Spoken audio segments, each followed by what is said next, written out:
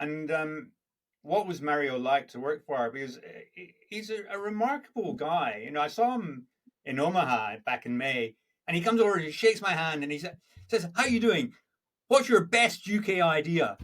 And I was thinking, Mario, it's Friday evening. You know, why don't you relax? Yeah, no, there is, it's just, it's in you, right? And you can't help yourself.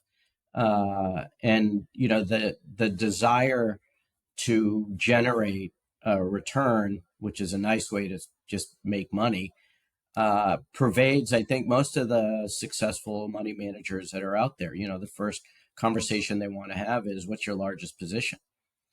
And that's neat. What was he like to work for? Well, he was a tough cookie, and one of my more formative experiences, and this doesn't have to do with me wanting or not wanting to be an investor, but sort of one of the experience tools that I picked up along the way was a situation that he was involved in where um, a division of a company that he was invested in was raided by the the FAA.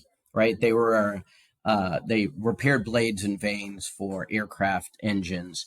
It was called Chromalloy. It was in upstate New York. I was working with Mario in Rye, New York, and Mario asked me to find out what was going on.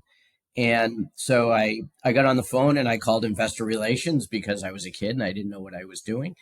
And I wrote down what the investor relations person said.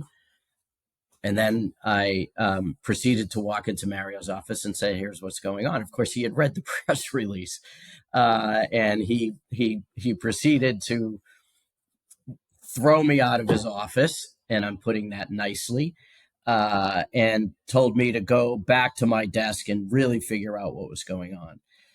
So, not knowing what to do, I had turned around to the fellow who worked in the cube behind me and asked him if I could borrow his car because, of course, I was a graduate student and didn't have any resources.